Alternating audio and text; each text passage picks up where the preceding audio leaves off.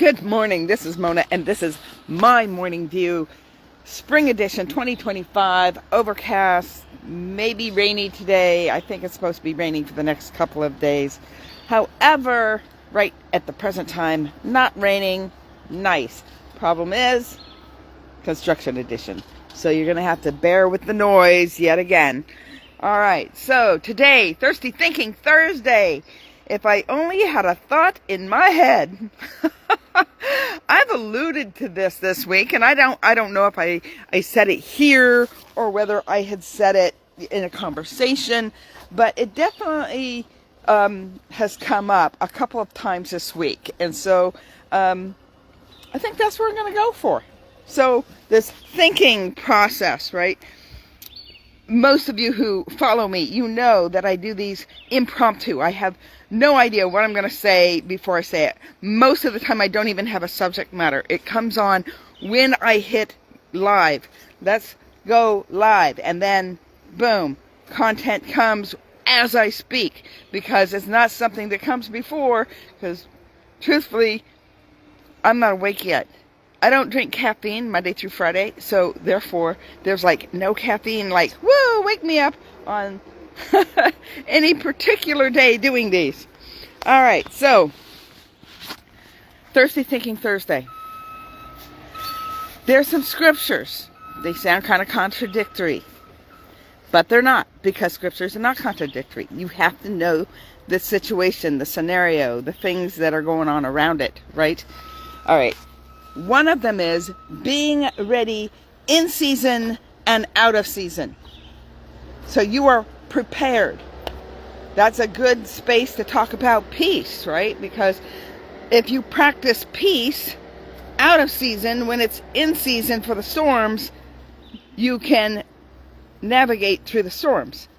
So being prepared in season and out of season. People that prep, they prepare for disaster. Disaster may never come for them. Hope it doesn't. But they prepare just in case. You should always have a preparation tote for evacuation or for emergencies. Things like, okay, you lose your electricity. My house is an all-electric house. I lose electricity. I'm done. You know what?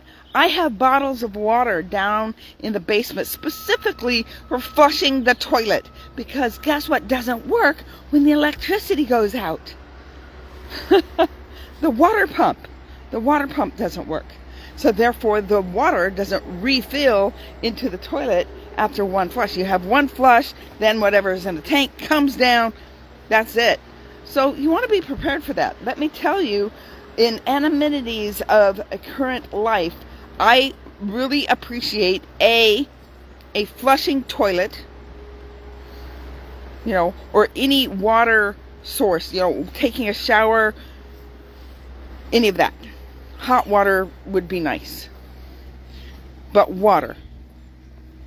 The second thing is refrigeration. Everything goes bad, man. It's like, oh, got a whole freezer full of stuff, and then electricity goes out for several days, weeks. So that hasn't happened in a while. So you have preparation for storms. If storms are going to be coming, if you have a flashlight ready or a hurricane lamp, make sure you have oil for your lamp. Who was not prepared? The 5 virgins that were not prepared. There was 10 virgins, right? I think there was 10 and all 5 were ready, 5 were not. Could be 10 were, or I'm getting my numbers mixed up here, but go back and read the story, right? Because that's not what this is about. This isn't about the 10 virgins, but using them as the example that they were not prepared for what was coming. And they missed the boat. Well, it wasn't a boat, but you know what I mean. They missed it because they weren't prepared. They asked others, hey, give us some of yours. And they're like, we can't give you some of ours, because if we give some of ours to you, we may not have enough. Normally, it talks about sharing. We talk about sharing with people, right? Because sharing shows that you have sympathy, empathy, compassion. Those are all qualities of Christ. But here they're saying, don't share the oil. Don't share the oil. It's not just oil. They're not talking about oil. They're talking about spiritual oil. You can't share spiritual oil. In this sense, you cannot share spiritual oil. You can share your faith. Like, okay, you don't have faith enough to believe for this. Do you believe that I have enough faith to believe in this? Sometimes we have to, like, piggyback on somebody else's faith because our faith just isn't strong enough. And so somebody who really has a lot of faith, dense, strong faith. That's the noise. Sorry about that. then you can. But what we're talking about is oil represents Holy Spirit. Holy Spirit. And you have to have your own. You have to have your own. You can't borrow it from somebody else. I used to say that there was this one girl who I worked with who talked greatly about her father's faith and how strong her father was as a Christian. And she believed that she was a Christian because of her father's faith. And that's not true. You are a Christian because of your faith, not your parents' faith, not your grandparents' faith. People say that we are a Christian nation, but we're not a Christian nation. They say that we're a Christian nation in the sense that, if they have to sign a paper that says what religion they are, more and more are saying none. More and more are saying none, which is truthful.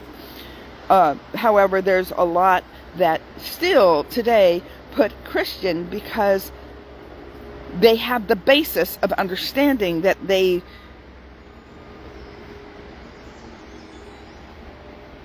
were Christian in their ancestry, or they were Catholic in their ancestry. By the way, Catholic is Christian. It's just another version of it, another form. Some people put Buddhist, some people put, whatever. It's really distracting. So, and we started at 7:30, so no matter what, I still would have, even if I started early, they wouldn't have been quiet. Thirsty Thinking Thursday. I'm thinking about being ready in season and out of season. So they were not ready. The virgins were not ready with their oils of lamp. For their lamps. So when you're having a storm coming in, you make sure you have electricity. You make sure you have food, non-perishable food. You make sure that I used to always have a box of dried milk because my mom always had a box of dried milk for emergencies. So now, if you're a milk drinker, you can do that. I am not a milk drinker, so there's that.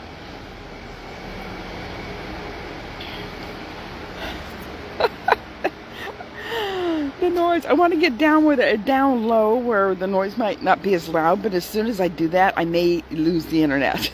So I'm stuck here on the deck. I was not prepared for this. All right. Oh, I didn't wear my hearing aids specifically because if I wore my hearing aids, you would hear that a whole lot louder than what it is. Because my hearing aids amplify and then bring it into the video. All right, so with that, being ready in season and out of season. I think you get it on the whole. Being prepared, being ready, being when there's stuff gonna happen. Tax season is gonna come, right? But you don't prepare till last minute. Yeah, I'm talking to you. So, with that, This is the other side of the coin. Ready? Same coin.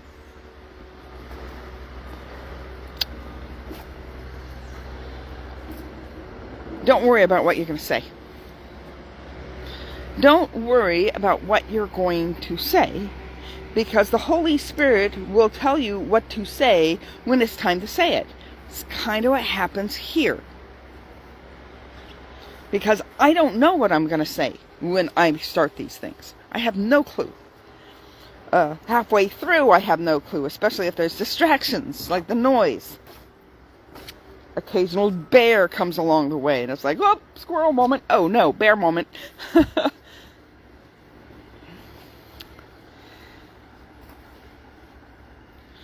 It's good to know, to be prepared. For example, you have a speech or you have a sermon and you're like, okay, I'm going to teach or preach on this. And you study it, you lay it all out, you get all your notes, you get all the slides, you get them all together. Everything's prepared for what you're going to do.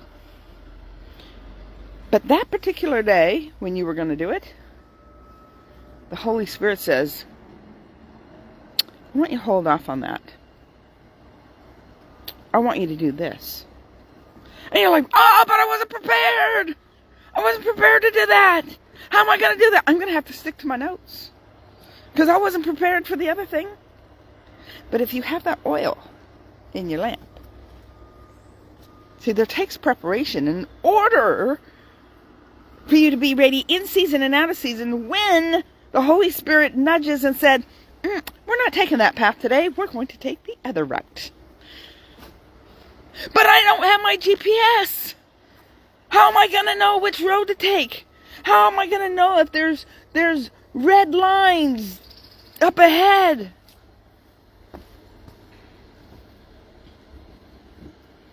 See, you don't have to worry about that when the Holy Spirit is leading you into something else. Don't get caught up in your prepared speech. You know how many times we roll over a conversation in our head that we have to have with somebody, like the elephant in the room conversation. Like the elephant in the room conversation. And you're standing there rehearsing it over and over and over. It's going to go this way. And then when you go to have that conversation, all that just gets washed away because it's not what you rehearsed. Their response is not what you rehearsed. Your reaction to something they said was not rehearsed. And in those times is when you need to have that oil in your lamp. That preparation for you to say, hey, I had this in my head, but I'm not going to hold fast to that because the Holy Spirit is telling me something different. Or if I say this, it's really not going to be in context to what's happening right now.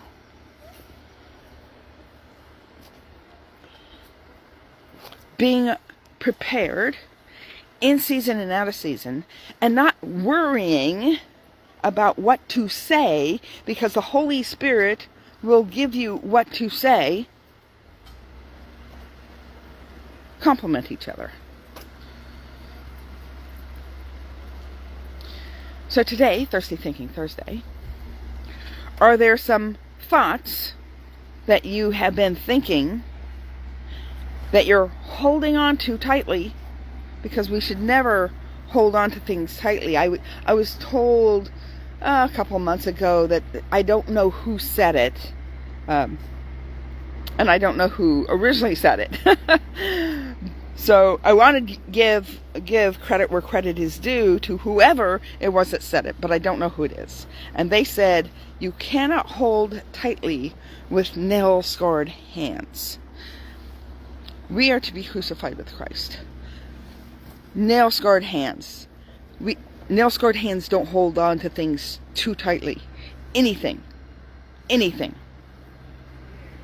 That includes our opinions, our thoughts, what we want to say, our agendas, any of that, let alone the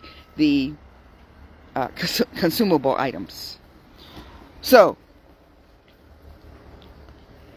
is there any thoughts, words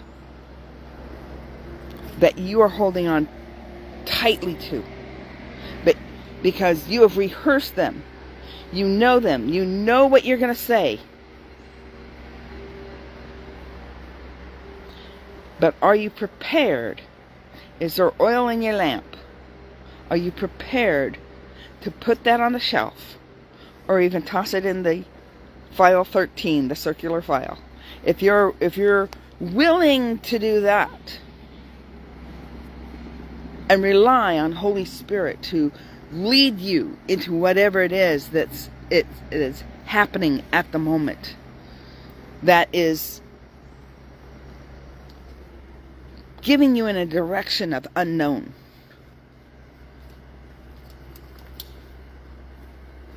Do you worry about it? It says not to. Don't worry about it. If you're prepared, there's no reason to worry. The storm's going to come. You got your flashlight. You got your oil lamp. You have oil. You have water to flush the toilet. Do you have all your documents in a row so that if a wildfire comes through, you can just grab it and go? Or all the things that you need available that you can grab quickly and leave. We've had a lot of wildfires in our town the last couple of years. One of them came very close to a friend of mine's house. She may even watch this. Came real close to her house, and she had to evacuate because of the smoke. But going over to her house, I believe it was last fall, maybe in the wintertime. I remember there was like snow on the ground. You saw what the fire was. Now that may have been the backfire to prevent the fire from spreading further, but backfires can get out of hand. So are you prepared physically in your home